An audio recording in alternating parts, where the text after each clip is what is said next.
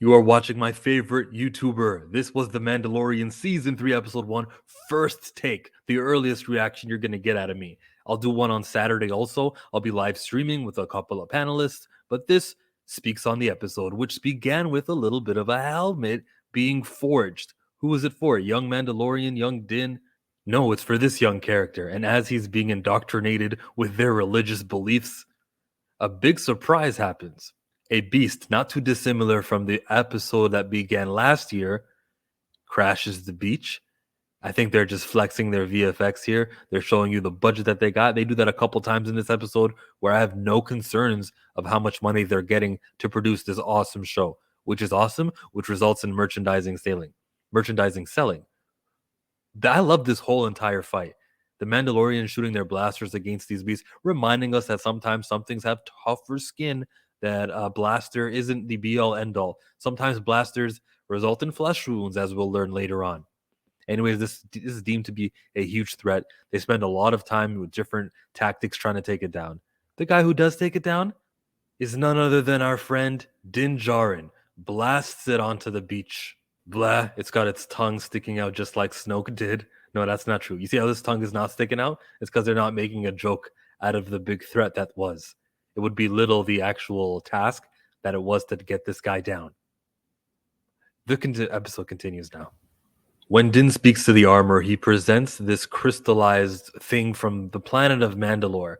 Now, this is about poison and whether or not that planet is safe to visit yet. According to the armor, according to everyone, it's very mysterious how much the plasma and all the gunk that the Empire was using to destroy their planet, what are the effects of it? Is it East Palestine, Ohio? Or is it Chernobyl? Or is it, I don't know, pick a normal place, Wisconsin? I have no information about the ongoings of the air pollution there. Din really wants to bathe in the waters and get some redemption, to me, because he met every single Mandalorian that was in this creed and then was introduced to more. You kind of have to open your mind and realize that this is kind of like their own rules. Yeah, it's all you know, so maybe that's probably why Din actually wants to follow through with this and be in their good graces. He needs to evolve. So Din and Grogu are on the go again. They're going to travel to Navarro, but it's what happens in between. We just think, oh, look, the Disney Plus budget must be high. And then we pay attention. Within that light speed, there's actual space whales. These are purgils. They're what Ezra could only hear, but the others couldn't. They are what, I guess, the light speed founders and what it's modeled after. And they're just, yeah, there's a school of purgil happening to be passing by. Grogu notices them. Din doesn't. So there's mystery there. This is so mind opening and just expanding of the Star Wars lore. Why does Grogu have a relationship with these guys too? Plus, when we last seen these animals, they were with Ezra back in the Rebels TV show right before New Hope started. They are tying something in, and we got to stay tuned. I like this introduction though because it's gonna make fans who don't know much about it and much about Rebels go back to see Rebels, or at the very least, their favorite content creators will inform them of the space whale lore. This is very expanding. Man, this is great stuff right here. This, I understand how short this episode was, but when you pack something in like this to get my mind going, you're satisfying me for 7 days. Now on to Navarro. They've leveled up. They're trying to lose their pirate and scum and villainy past, as they reminded us in the flashback that began this episode. And they're going to be the first independent trade port, the most effective one. The High Magister is Apollo Creed. It's Grief Karga giving him the 411 on Din. Din says, I want you to resurrect that IG-11 statue. Let's get to the insides of it and reprogram it. But the conversation is cut short because they're being joined by pirates at a school, not a bar. Okay, so this is where we get to see that Grief Karga is a good guy now. They're going to test him. This main guy in the middle is named Vane. When he reaches for his gun, what do? They shoot. When the others reached for their guns, they got shot also. He's gonna have Vane scurry off. Bad decision, because he's gonna come back with a vengeance. You would think old Vane is gonna tell the story of how Navarro is all safe now, and by safe it means dangerous to the other pirates. That's not what happened. They actually came back trying to start some more with Din. Anyways, they're not here for this. Din is actually here for IG-11, which he says he needs a droid he can trust. Who is this character anymore? We remember him being so droidophobic, where now all of a sudden he's into this droid is the one I can trust. The science, though, of how he knows how to put one together or even fail to put one together, power it on, as I think is all he was able to do. It's kind of hard to believe that this guy could do that. It's going to return to its default setting and it gets violent. But just the thought process of like how this guy could be a fighter with multiple different practices. So he can do with the saber. All of a sudden, he knows how to do jetpacks. He knows how to fly.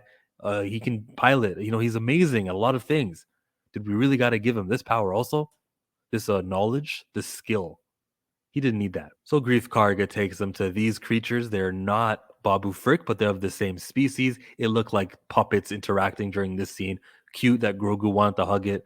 That language and the talking was very unique also, so alien-like.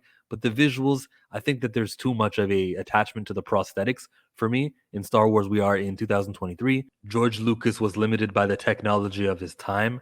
When you try to dig too into it as some sort of homage, I just see something that's second rate and inexpensive when they result to the puppetry to this extent. Shield it, have them in the background where there's not every single pixel is focused on these puppets. Move the nose, I don't know, in post production, do something. But they did look like puppets interacting. They're going to be able to fix IG-11 if Din can get the parts. Next stop, we got an appointment with Bo-Katan, but we're going to get interrupted. Just as Din is giving him information about the hyperspace map and the radar for detecting threats, they detect the threat. It's Vane. He's joined by 4 others, who are 4 others that get taken down. At least he survives. At least the character with the name survives, so I can remember that. He draws them into another pirate, the head pirate, Gorian Shard. I like him. There's a lot of shine going on here. There's a lot of prosthetics going when he moves. Then the little tentacle grass thingies, vines, they also move with him, so nothing's stagnant. This is a cool design that I like that they did here. Din turned it into a lesson of never trusting a pirate, and they get away. To be honest, they're just trying to sell this Naboo starfighter toy, trying to make it seem like it's so cool. But also, it tells you that he could have gotten away at any time. But it was more important to him to solve the problem than to just escape right away. He only escaped, I guess, because his life was in danger, but he felt perfectly content with the amount of threat level that was happening. He thought he could take these guys, he could make the galaxy a safer place. He thought, if I handle them now, then I'll never have to handle them. But when those bigger spaceships and the bigger threat came, he said, I'm just going to do what I could have done all the time. Shows you he's not a coward, and that's big. Plus, it's good for Din as a character, for likability at least. On planet Kalevala, they get reacquainted with Bo-Katan. Where's the stolen fleet that we used to have? Well, they're making their way around the galaxy as mercenaries. Bo-Katan has given up. She did not return with the saber. The people do not rate her, and she's over. She's finished. Like, there's no character motivation anymore. Just depression. All her girls. Where's Koska Reeves? She tornado DDT'd Boba Fett. Gone. I don't know what's going on with this character. I saw her in a lot of the press and interviews and things, but if this is all you're going to be, is this person living on the outskirts of the Mandalore planet concerned about whether or not, or she has her doubts of whether or not you can even revisit Mandalore because of the air. And she's like, yo, you want to go there? Good luck with that. That's just superstition. Bo-Katan still has beef with the Watch. I want to see her and the armor square up. Maybe she'll actually unmask her. She could be a significant character. If she could not be, it would be significant that she got unmasked. And maybe that they can unify. But that's a fight I'd like to see happen. We close the episode when she says, go to the city of Sandari. Goodbye, Mandalorian. Directed by Rick Famuyiwa. There was no post-credit scene to this episode. They did remind us to watch The Bad Batch, maybe tomorrow. I don't have the patience for another kind of adventure with Omega and whatever. Well, I don't know why they decided to do this way, but they decided to do this way, and this is the consequence. Chillmonger will not watch that show. Instead, we're going to do a Saturday live stream, big panel of guests going through piece by piece with everything that just happened here. A couple of things I didn't mention as well. So we're going to chat for probably over an hour, but I hope you guys tune in with me and the crew on Saturday. Chillmonger out.